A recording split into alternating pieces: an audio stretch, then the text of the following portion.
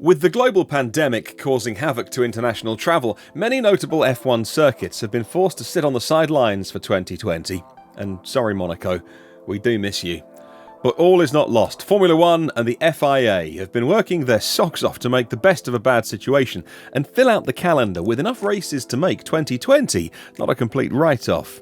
F1 needs a minimum of 8 races on 3 different continents to be declared an official championship, unless there are exceptional circumstances like this year. So F1's now managed to fulfill the criteria they needed, and arguably they've over-delivered as well. Not only do we now have returning fan favourite circuits like Imola, Nürburgring and Istanbul, but we're also diving front wing first into unknown territory with the additions of Mugello and Portimao. So let's get you up to speed with everything you need to know about these new circuits, starting now with Mugello. The 5.245km Italian circuit is located in the northern region of Tuscany, about an hour and a half's drive from the Ferrari factory in Maranello. The circuit itself is seriously fast. The current F1 testing record is held by Rubens Barrichello, who lapped his Ferrari in 2004 in 1 minute 18.704 seconds. Now only one track, and that's Monza, had a quicker pole position lap in 2004.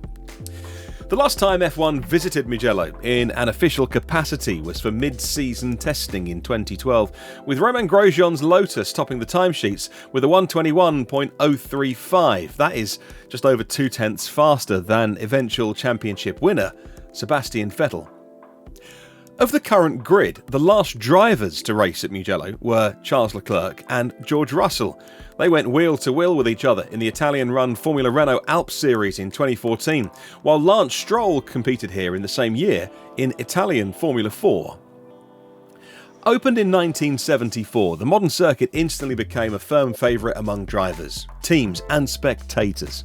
Mark Webber didn't hold back during 2012 testing, tweeting, "Did 10 dry laps today around Mugello, which is the same as doing 1,000 laps around Abu Dhabi's track in terms of satisfaction."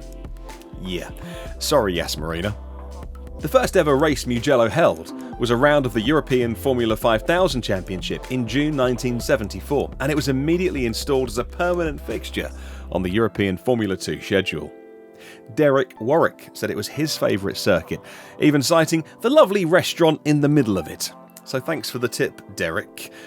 Financial problems in 1988 allowed Ferrari to swoop in and purchase the circuit, and since then, facilities have been improved under the Prancing Horse's ownership, and the resident Red team now use it as an alternate testing facility to their other circuit at Fiorano. But what makes it so fast?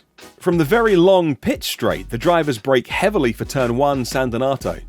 From here until the final turn at Bucene, it's an almost never-ending series of fast and medium-speed sweepers through spectacular elevation changes. The absolutely spellbinding Casanova, Savelli and double Arrabbiata turns in the middle of the lap will be truly spectacular for F1 cars. It's similar to Budapest or Jerez with its tight sequence of high G bends that'll definitely test the fitness of drivers and in particular their necks. In contrast though, there's also elements of Suzuka and the downhill section of Spa, although not at such a high speed.